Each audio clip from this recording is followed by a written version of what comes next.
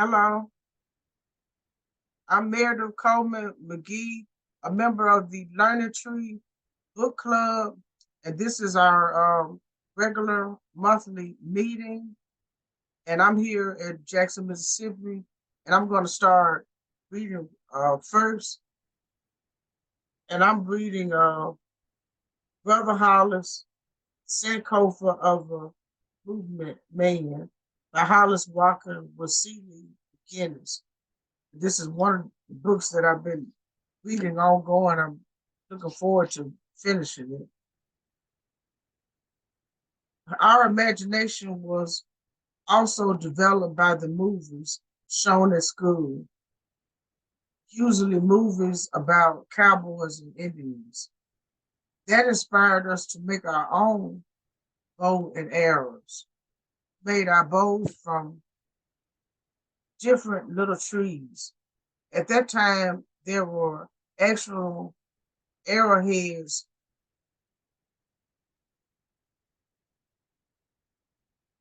So you initially used small tree branches to create arrows.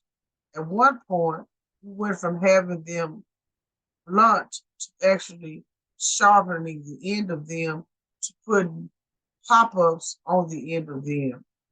We eventually decided that we would only use those for target practice because they would be extremely dangerous. We became knowledgeable enough to make an arrow that could be shot across the street, which was 15 to 20 yards away. Even that could do some serious harm. Along with bow and arrows, we also made guns from various boards and sticks in our ongoing play of cowboy and Indians. And again, I'm reading uh, Brother Hollis, the Sankofa of a Movement Man by Hollis Walker and C. Lee McGinnis. And I'm on page 44. Okay, continuing. We would also make little huts down in the woods, which came very easy because we had practiced with that on the farm. The way we banked or stored our potatoes was similar to the way we made the teepees. Banking potatoes was a process of storing potatoes outside so that we not freeze during the winter, which allowed us to eat them all winter. The average bank was usually 4 to 6 feet in diameter at the base and 12 to 18 inches at the top. Once the potatoes were carefully fortified and insulated with pine straw or hay on the bottom of the pile, hay or string was put on top of the potatoes. Then slabs and boards were used to form a wall on top of the potatoes, and the wall was covered with dirt. This protected the potatoes from the elements through the winter. The way we stored the corn stalk and leaves after the corn had been pulled from them was done in a similar way. This work and play were enhancing our creative ingenuity.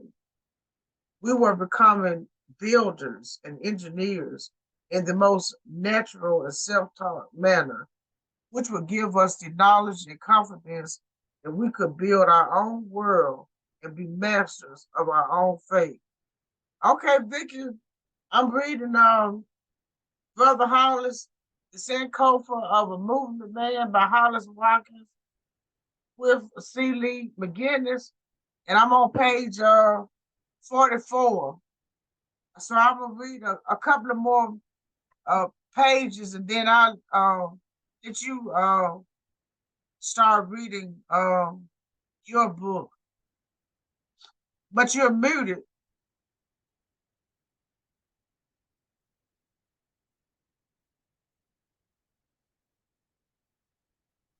No more flinching.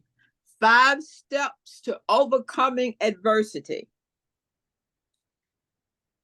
Carlotta Taylor.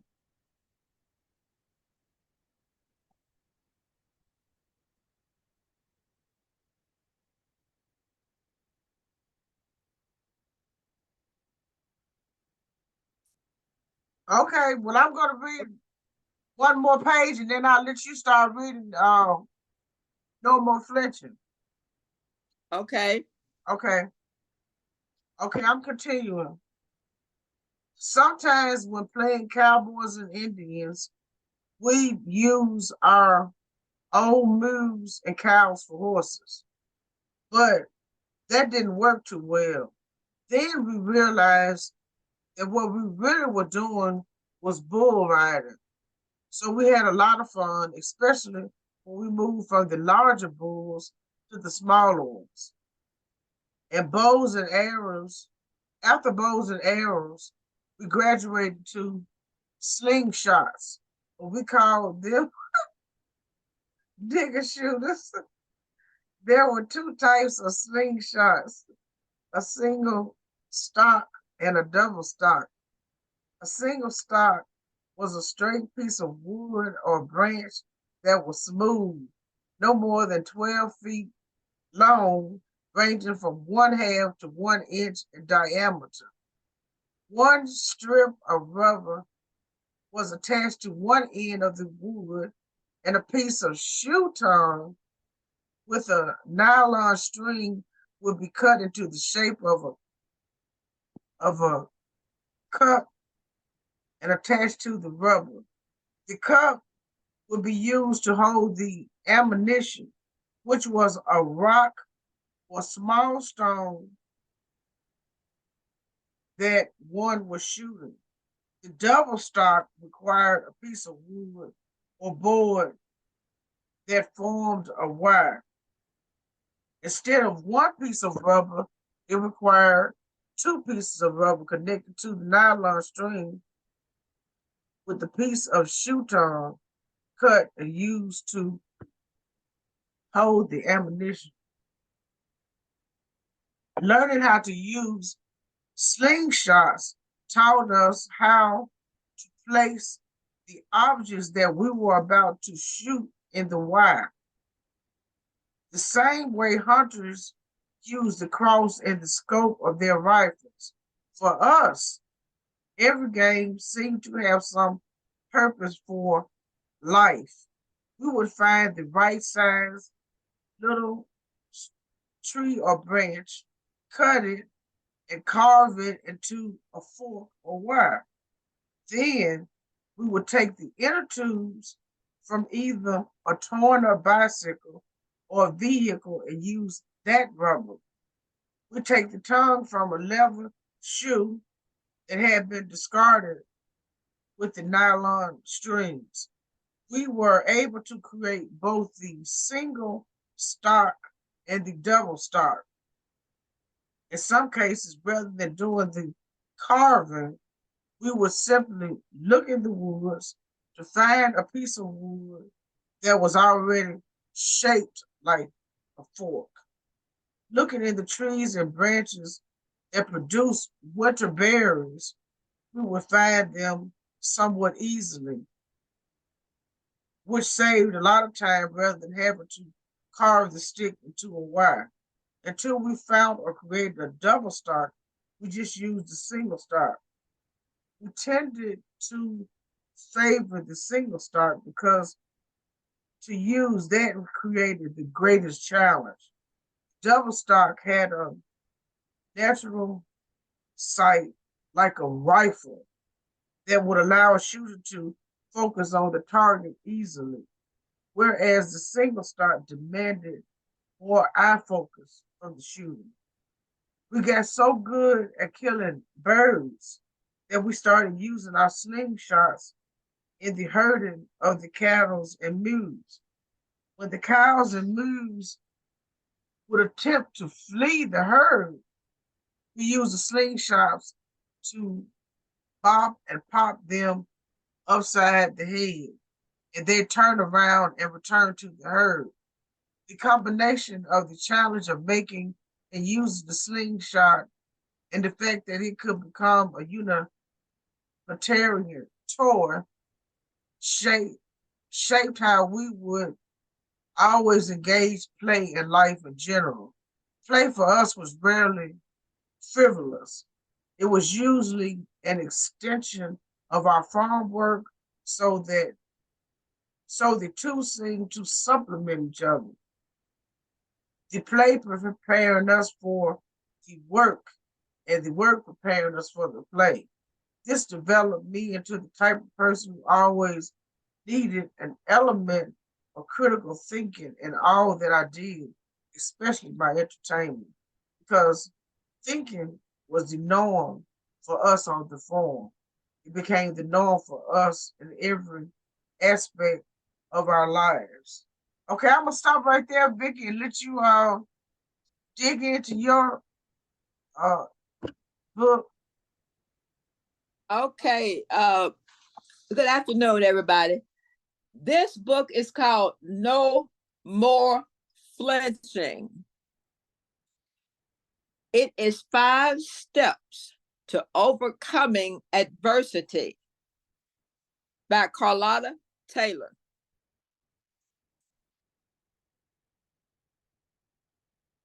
First part, life with grandma and grandpa. One of the most difficult questions for me to answer in this, where are you from? I like to give honest answers. We moved around a lot in my life. The answer is I've lived all over Mississippi. I've lived in a short time in Michigan during my early life, early youth. Very lengthy answer is I don't intend to be difficult, but I'm moving around so much. I feel I can almost say my home is called on the road, particularly every elementary, middle school there is. Carlotta Taylor, here. Finding the starting point of this book was disabling. I decided to begin during that happy time. There are 3 posed questions. What were you doing at 9 years of age?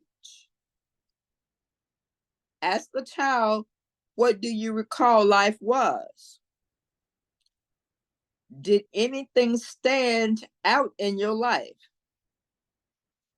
For me, the meaning, the 9 years of old was the most grandest in my short life. Actually, is the single best year of my childhood. I lived with my wonderful grandparents, Frederick Vernon Taylor, Annie Lee Taylor, Hattiesburg, Mississippi. My grandfather was and is my angel. When I was in their care, I feared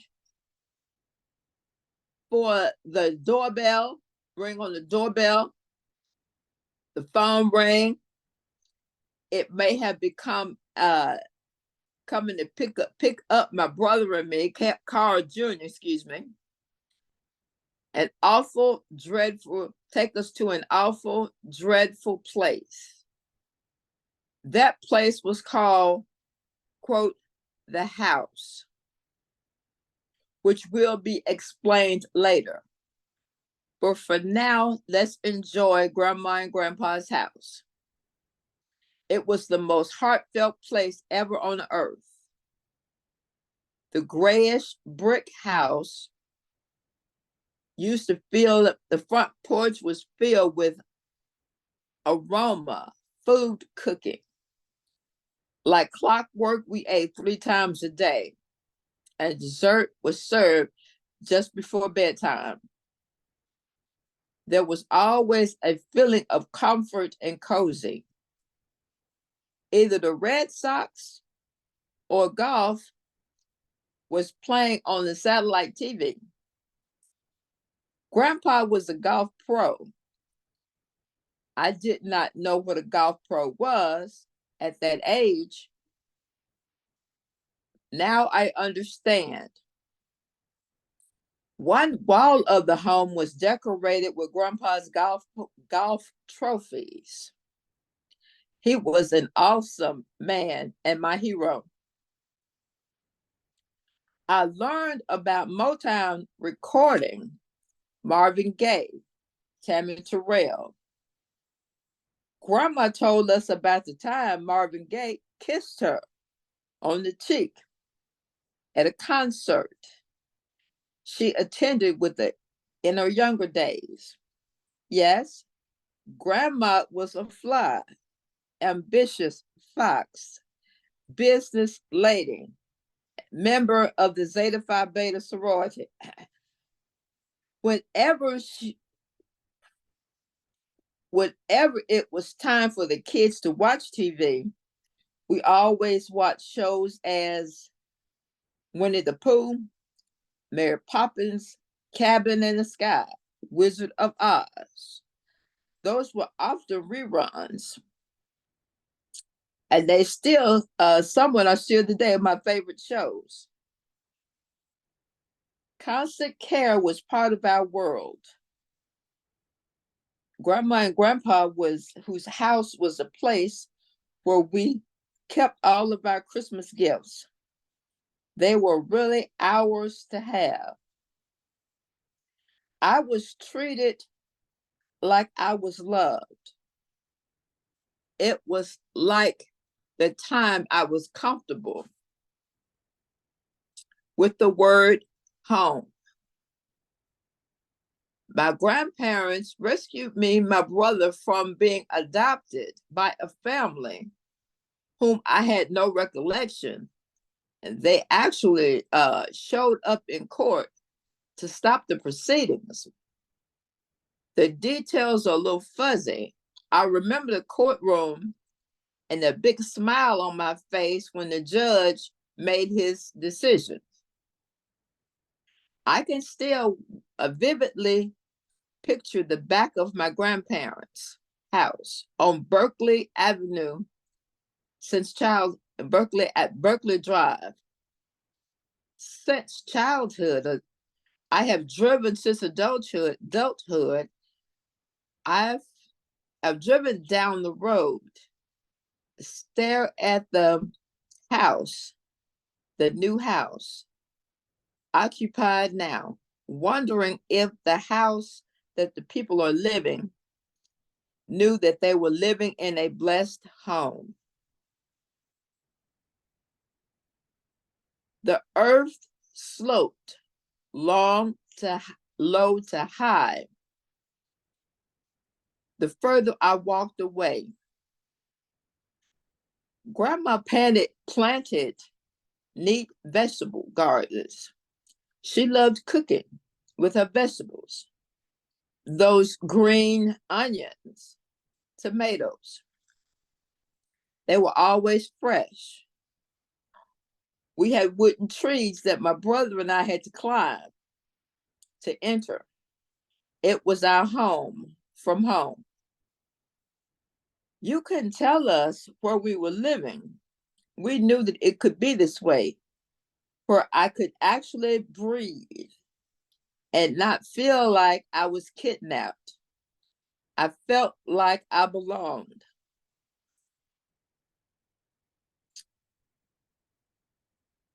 I was a goose fed I was a goose fed 9-year-old. I hated to read, but it was often my punishment for being a talker in my classroom. Can you believe at 9, I was given this book, Return of the Jedi, to read from cover to cover.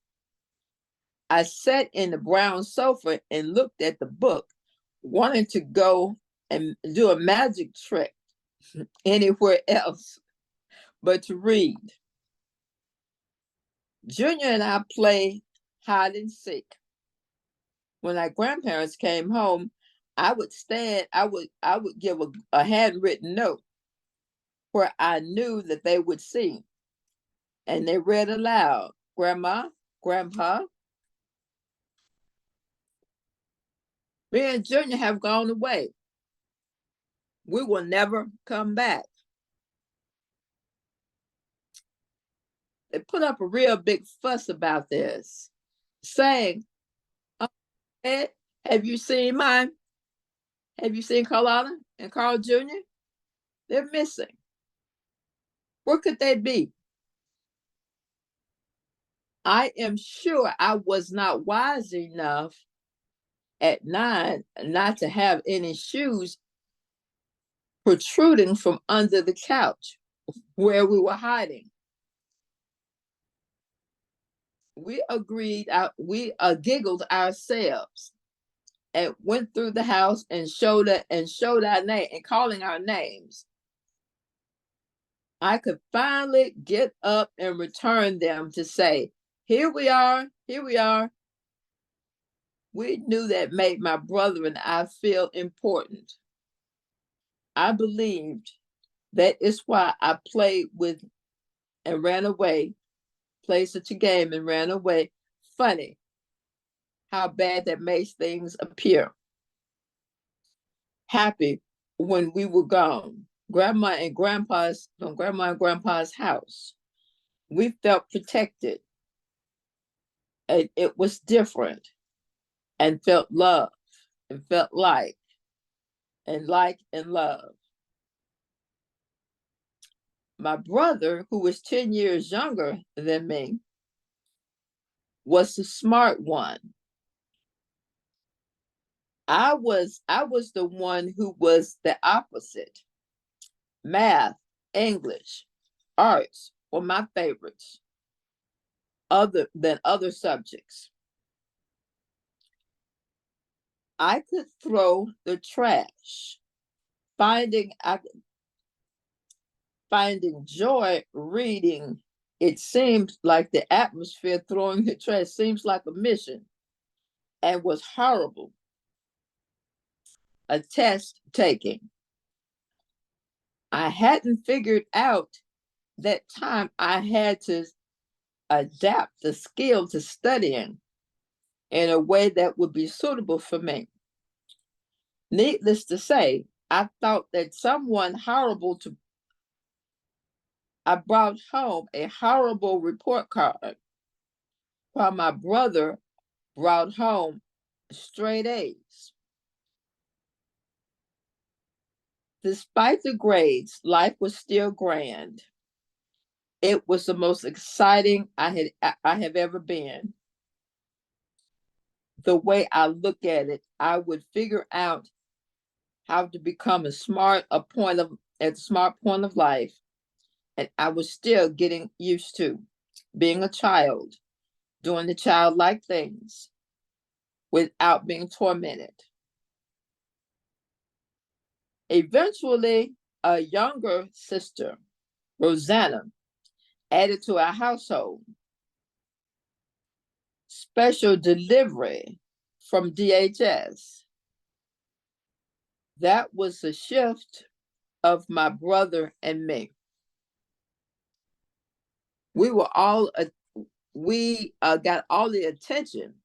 Then our baby sister, who loved to cry and demand to have her way, my grandfather kept her calm by giving Rosanna one of her own baby dolls. She nicknamed Baby Anna.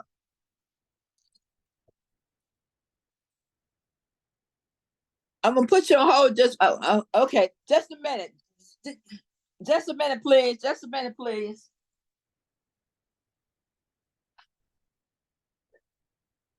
Oh, Miriam, you and Solomon can go ahead and introduce whatever you're gonna read.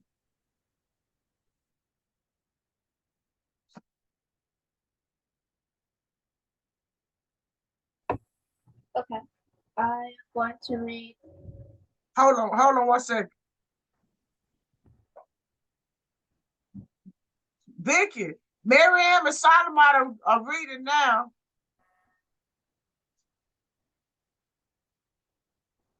Okay, go ahead, Marianne. Okay.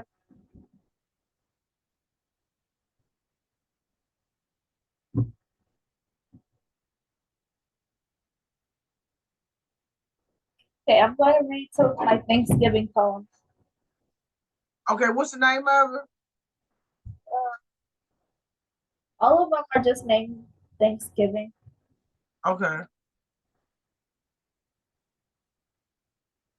When did you write them? Over this week. Okay. Is that a holiday you celebrate? No. Okay. Go ahead. Okay. Over the river and through the wood trot past my dapple gray. Spring over the ground like hunting hound. This is Thanksgiving Day. Over the river and through the wood and straight through the barnyard gate. We seem to go extremely slow and it's hard to wait. Over the river and through the wood, now grandmother's cap I spy. Hurrah for the fun, is the pudding done? Hurrah for the pumpkin pie.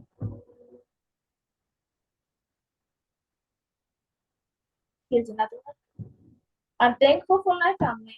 I'm thankful for my friends. I'm thankful for Thanksgiving. I hope it never ends. I'm thankful for this turkey and the fun we share today. I'm thankful to be thankful in the thankfulest way. Okay, very good. Thank you. That's true. We have a lot to be thankful for. Mhm. Yes. And did you have another poem? That was two, Uh, right? yeah, I have one more. Okay. 5 little turkeys standing by the door. One waddled off, then there were four. 4 little turkeys under a tree. One waddled off, and then there were three. 3 turkeys with nothing to do. One waddled off, and there were two. 2 little turkeys in the noonday sun. One waddled off, and then there was one. One little turkey just ran away. He knew that it was Thanksgiving Day. Okay, very good. So you had one stanza with how many lines in each poem? Uh,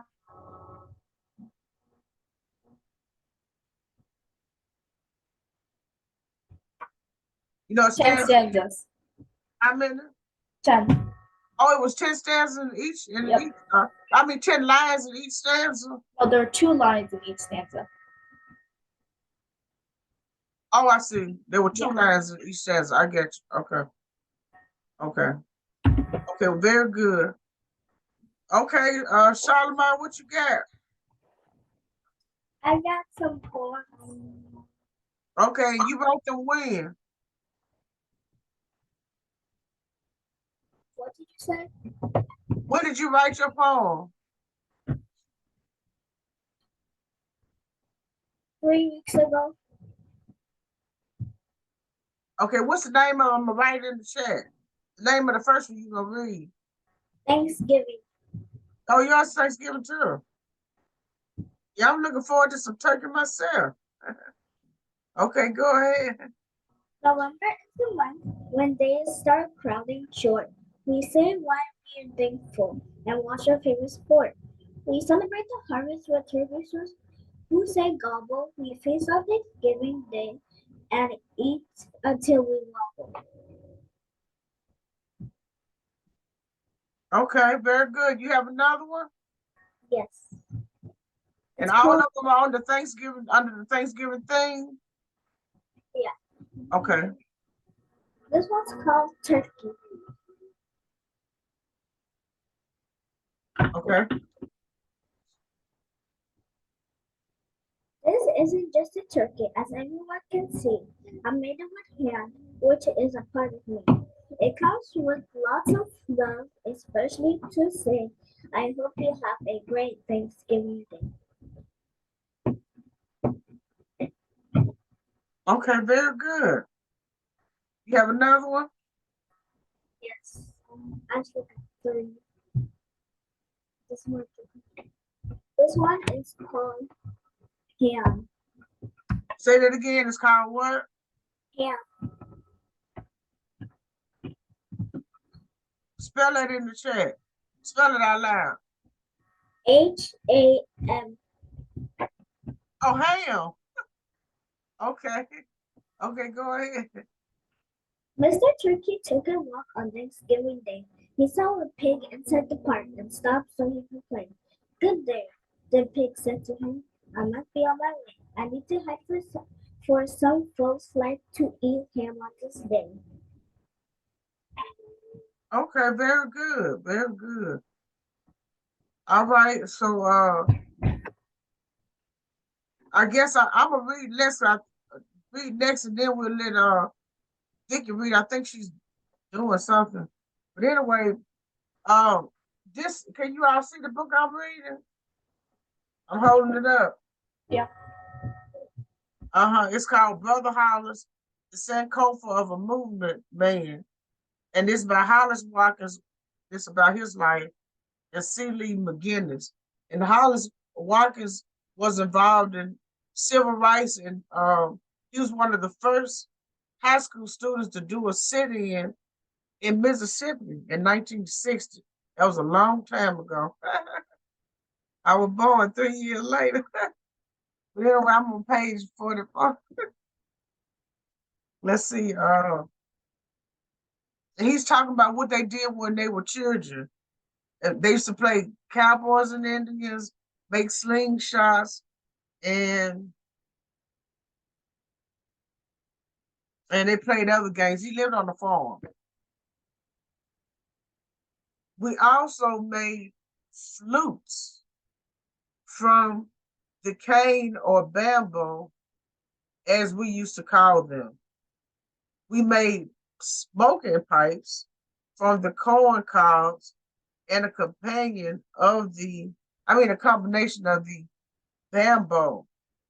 Then we also, knowing that we couldn't have cars, created our own cars with sticks and the lid off the top of a bucket so that we could have the accelerator and the steering wheel. Wow, they had an imagination. We'd help the sisters create a whole house in the manner that they could play house with a kitchen so that they could cook. We built the entire playhouse ourselves. The floor plan for the house was drawn on marked off on the ground. The objects in the house were weaver, pine straw, huge pine cones, sticks, rocks, and shaped paper. Anything that could be found, grabbed, or snatched was identified and used.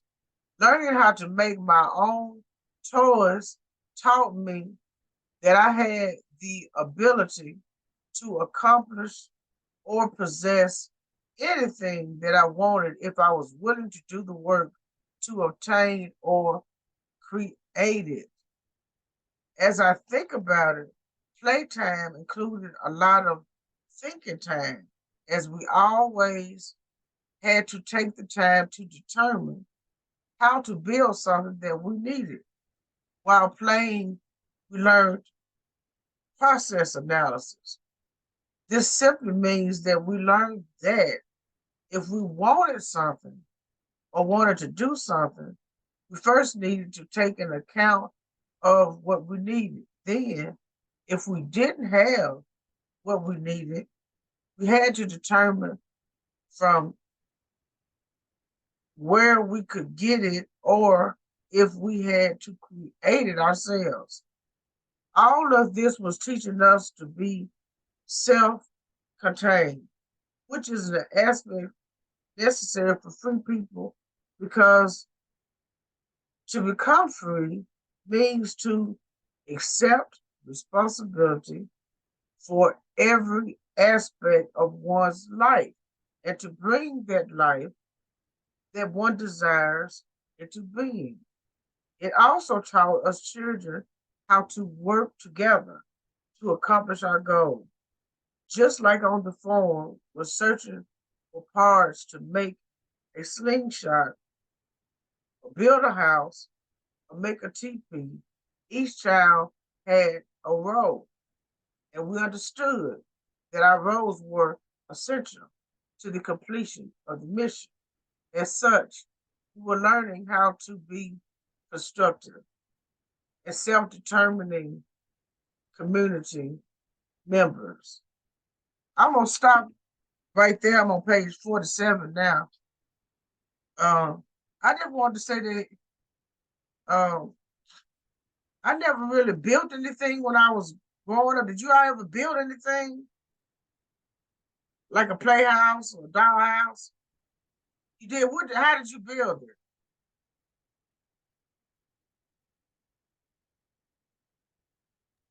Once we had some leftover styrofoam and some cardboard boxes, and we wanted to make like our own uh, little hideout when we were younger. So we used some of that to build it. Oh, that's good. Yeah, and the only thing that he said that reminded me of my own childhood, when I was growing up, we had a lot of pine trees in our front yard. If I can remember correctly, I was in the fifth grade when we moved there. We had maybe 16 trees in the front yard, so we had a lot of pine cones, and so did the other children on the street. So we used to have pine cone wars where we would collect pine cones and run and try to dodge the other child throwing pine cones on you. So that was like something that we did with the natural things that was around us. And that's kind of, there was so many natural things around them because they didn't just have a yard like we do. They lived on a farm where they could get tree limbs and all kinds of stuff. But anyway, um, it's interesting that they had that type of create, nature was everywhere, so they could create all kinds of things on the farm. Okay, Vicky, are you ready to read now?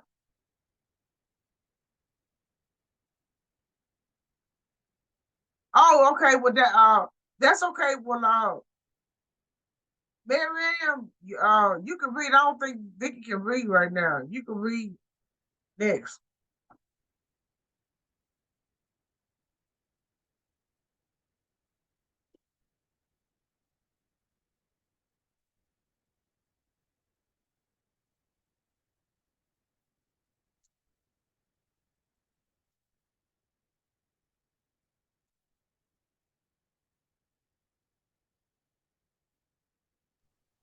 Okay.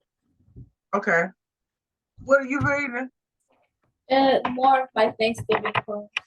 Okay. Thanksgiving Day will soon be here. It comes around just once a year. If I could only have my way,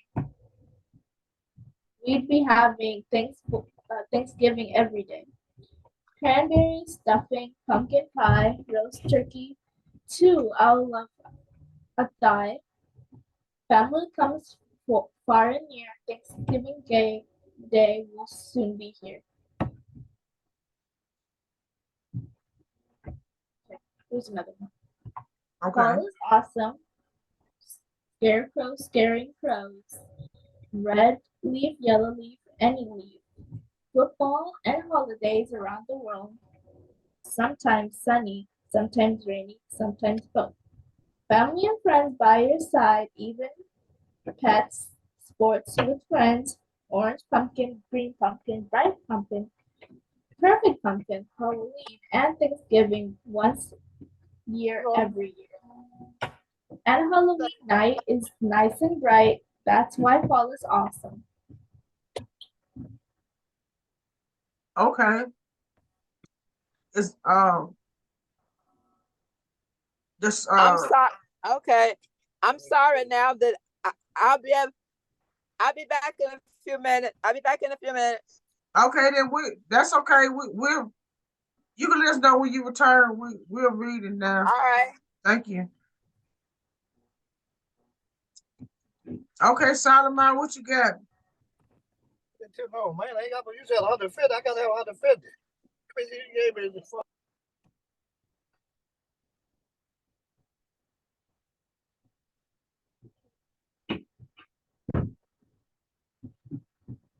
The year has turned in circles, the seasons come and go.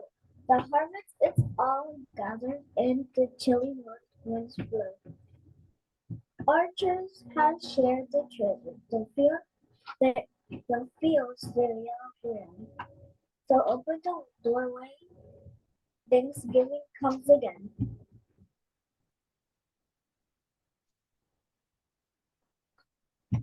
Here's another one. Turkey, turkey, turkey, turkey, full and flat and fat. November's near, you'll soon go flat. They roast you up and slice you thin. Oh, what a mess you're surely in. Mix with stuffing and add some sauce. It's plain to see the cook is boss. But what would you truly give you joy? Would be a turkey made with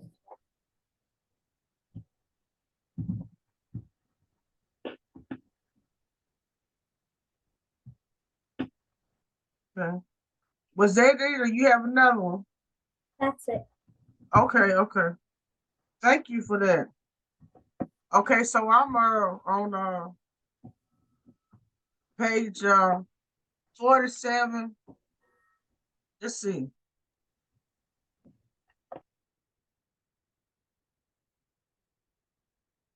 Okay, so this paragraph starts out like this. Sports, especially baseball, were another of those communal rituals that help to strengthen the bond and shape the sensibilities of the community. To be clear, when I was a child, baseball was America's pastime and obsession, probably equal only by boxing. Yet, during that time, sports were not considered an average to millions of dollars. All sports were mostly regional in their following and popularity. All sports were mostly uh, regional in their following and popularity. As such, sports was the event around which the entire country, old and young, male and female, could commune and bond. Further, sports, especially baseball, became one of the ways with which local communities identified themselves as a unit that was separate and apart from other communities. So baseball reflected who we were as people, our grit, our determination, and our style. Sports were not just for entertainment, though it was entertainment, meaning it was one of the ways in which a community could display its ethos. It showed if we were quitters who threw in the towel at the first sign of trouble, like the farmer who quit after one bug infested season, or it showed if we could endure until the end, like the farmer who was able to absorb losses and survive by working harder or smarter, such as changing what one grows to preserve the soil or adjust to the needs of the customer. Sports were a way of affirming and building character that was based on the sensibility of the community.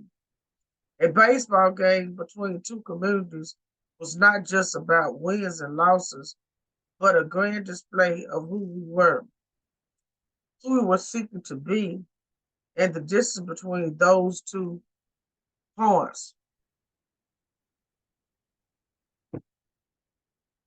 Baseball also served as an internal mechanism that allowed older members of the community to develop and disseminate values to younger members of the community, whether it was the adults serving as coaches to the youth or even the adults playing against the youth.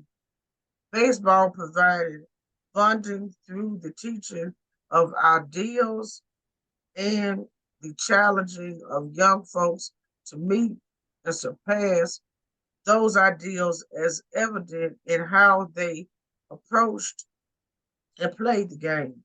Then, when young people were able to develop their own teams, playing other young people, the older people in the same way that they nurtured and supported our plays and recitals, provided continued support, which could include making sure the teams had equipment, place to play, and even water and lemonade. You ready, Victor? I'm ready. Go ahead. While in our grandparents' care, we attended church regularly. I was astonished of how a little girl sipping real wine from a metal cup that was wiped with a cloth and repositioned for the next church member to sip from it. We partook of different programs for children. It was the first time I made paper for the first time. For the first time, my brother's shadow was curtained and pasted into a cardboard for art form. We sang songs at church, laughed as we read in hymnals. My brother and I understood one in particular. We asked ourselves how the entire church was going to praise our baby sister, Rosanna, on the highest. Here we were, aging 9 and 7, trying to figure out how to get a 2-year-old level, a 2-year-old's level, how to get to a 2-year-old's level.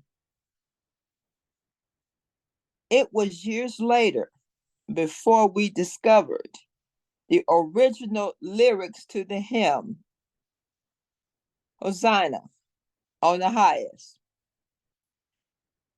We laughed, and years into our memory.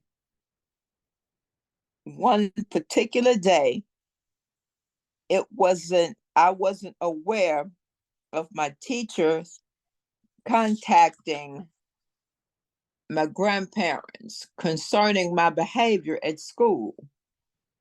I was cutting up, talking, laughing, thinking, being funny, even when I turned around and saw my grandfather sitting quietly in the back of the room. I nearly fainted. I didn't get to them, but I realized that was love. My teachers didn't give my grandparents didn't give any more problems from the rooms that day forward. I love playing games and called cowboys with my brother in the backyard. I'm calling on you to draw. Meet me at the saloon, high noon. We said those words aloud and unison while walking to our 6 steps, spinning around, seeing who drew their gun first. Our guns were stuck, falling down in the branches. We could talk our friends through the cracks of the fence of our backyard. I was fascinated with the 3 barks and how it's smooth on the inside and compared to the rugged outside. The swing was very next favorite, along with the rocking of a lawn chair. Our grandparents told us that we would soon attend Piney Woods. And after graduation, we would go to college on a scholarship. Life was all planned out from there. I often daydreamed about how I would play out, how it would play out. Would I make it to college? Learn how to make good grades? Maybe Pineywood would teach me how to be smart. I was afraid of the unknown yet. I'd rather go there than to go back. Everything was going smooth in our lives, and we're on the right track. Things were headed in the right direction. But then it happened. The phone rang. It was out of Grandma and Grandpa's control. Judge orders. My mother just given birth to our youngest sibling. And when our grandparents wanted to take us back give us a second chance, we were more like a 50th chance. I fell to the floor begging, please, please, I don't want to go. My brother cries were muted because I could only be heard on my own. I knew that he hadn't wanted to go back either. I blinked. Clothes were packed. We kissed. All that talked about Piney Woods and scholarship goodbye. Life would never be the same again.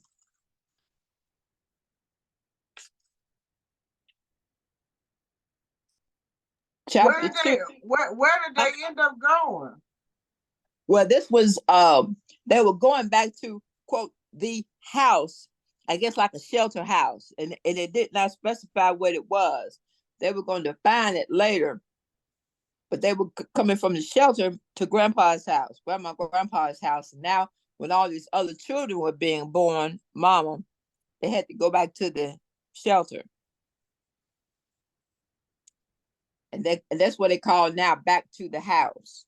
Mm-hmm. Gloom and doom took again. This is the second chapter here. Okay. The first chapter is finished. This is the second chapter. Doom and gloom took over again, as if the keys to the gates had been recovered. We had returned to the owner. How did we get back here? Who was in control of our fates? Why did we have to happen? Why did this have to happen? Why? Why would the judge send us back? Too many unanswered questions. One fact resonated. I should have known that having a normal life was too good to be true. And I should have known that it wouldn't last. It was just a matter of time before something would happen. We always did, as always did. That's what I got for it, to think positive. That's what I got from it, even to think positive. He was light and he was light skinned. He stood at least 6 feet tall with a thick build and fist size Popeyes after eating spinach. Fist size Popeyes after eating spinach. His knuckles protruded from his hands. making blows intolerable. After so much, I looked forward to the punches because I'd rather have those at a whipping, rather have those than at a whipping, as if what we wanted to call it. The only feeling I ever felt around him was fear, and fear of getting hit and beaten. My brother and I would get hit for anything. And by hit, I don't mean a pop on the arm, shoulder, back, or leg. I mean literally punched in the face, on the head. Words bringing your head, bring your head here.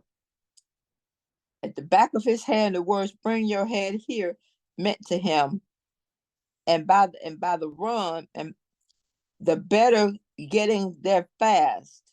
Put your head in a position where he could punch you. Sometimes punches were more than one or two. I got punched in the face for gathering anything, not moving fast enough to bring him a sandwich, or taking too long to make a sandwich. Making a simple mistake will cause him to hit me. He never got tired of punching us in the face. Surprisingly, he only did the oldest two children that way. I was I was the one picked on the most at school, since I was forced to comb my own hair. I went to school looking worse than a hot mess. At the top of the school year, I had enough clothes to make it from Monday through Wednesday. By Thursday, I was wearing the shirt I wore Monday with the same black pants. I wore Tuesday for the rest of the year. I didn't have any deodorant. I would make the whole class unbearable. One classmate even made up a hideous song about me. Carlotta moving in. You better move out. The funk is kicking strong. It's going to kick you out. Some things you never forget. School was the place I had to go to, but it was not happy. Hey, let me ask you a question. Uh-huh. Who who was responsible for her care that she went to school without bathing? Whatever this when children go into shelter houses, Uh, foster homes, they were the ones who helped not to bathe them and keep them fresh. They was the ones who did that. And they didn't get to go to Piney Woods, because wherever they went to, that's where they got that, when they got hit by Popeyes. And it and was she had to from comb there. her own. She had to comb her own hair. Pardon me? She had to comb her own hair. That was just. I mean, I read Comb that book years ago, but I didn't remember that part in particular. on hair, didn't have any deodorant or anything to wash Oh on man, that's just awful. Yeah, it and this what looked like the this teacher they was talking would have about. reported it. Huh? Looked like the teacher would have reported the problem, so she wouldn't just be the subject of bullying so much. It's just awful. But then you have to look at who the teachers were. Oh wow. Well, that's what you have to look at, who the teachers were now. Okay, so I guess we got enough time for you to read a couple of more pages. Okay. I hated school. It was the place I was judged and scorned. It didn't matter to those kids that I was a product of my own parents. Kids bullied me as if I made myself that way. I wanted new clothes. I wanted shoes that fit more than one pair. I had long hair. Desired to go to school. I desired to go to school with the best hairstyle in my era. And I hated to settle for two puffs of ponytails. I wore slightly pinned to the back of the barrettes. I never got that middle part straight at the back of my head. I had no one to assist me on how to care for my well-being and appearance. I had one friend who had thick glasses. She lived a few blocks away by the Magnolia apartment. Oh. I would visit often when I could go outside to play, and would visit me. Since adulthood, I have never been able to locate her. The most dreadful school day of all felt the day of report cards when I came home. I was a junior. Oh, it was Junior's favorite day because, of course, he always made the honor roll. I, on the other hand, not so much. Even though even though I chose not to know how let's see, I can't even say even close. I chose Dad's felt uneven grades. I knew after how Dad felt about. I knew how Dad felt about grades. He would force me to stay for hours, even on the school nights. I went to bed 1 or 2 o'clock in the morning after massaging his neck, his foot, back, hands, as if I wasn't done, as if it wasn't done right. I put enough pressure and strength on the massage, Vicky, hitting points where he wanted, and Vicky, would say hey Vicky, those 4 words. Bring it Vicky. on here. Okay. Yes. We're gonna we at the end of the meeting, we're gonna let Miriam and Solomon be the last readers. We'll pick up, we'll let you read that whatever you finna read. And Okay. okay, in a minute, but we're gonna let them read now. They're gonna close us out. Okay. Okay, Miriam, Solomon, you all can go ahead and read and close the meeting. Yeah. This is my favorite Thanksgiving poem that I wrote this week. What's the name of it? It's called Thankful. Okay.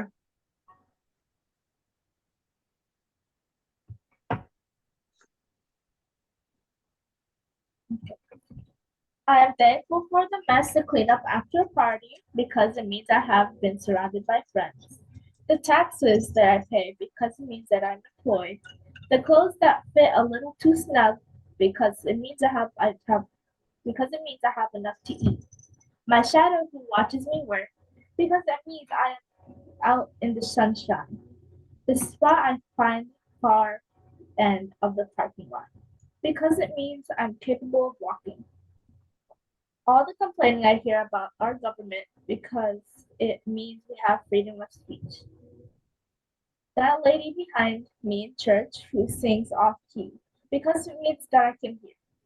Lawn that needs mowing, windows that needs cleaning, and gutters that needs fixing because that it means I have a home. my huge heating bill because it means that I am warm. Weariness and aching muscles at the end of the day because it means I have been productive. The alarm that goes off in the early morning hours because that means I'm alive.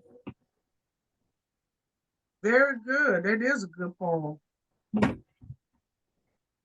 Okay, you got another one or is Charlotte my reading? Some I can read. Okay. All right, girl, what you got? It's called I'm a Little Turkey. I love turkey. I'm a little turkey. My name is Ted. Here are my feathers. Here is my head. Gobble, gobble, gobble is what I say. Run, run, run, because it's Thanksgiving Day. Okay, very good. Oh man, y'all got me excited about Thanksgiving. I'm ready for some turkey and dressing and sweet potato pudding and some pound cake and all the rest of it. All right, so look, well, we're gonna end the meeting now and happy reading to you guys, happy writing to you, young poets. And I'll see you guys the first Saturday of December. December. Yeah, that'll be our last meeting for the year to January. Okay. All right then. Well, y'all have a good one. You too. All right, bye-bye. Bye. Bye. Bye-bye.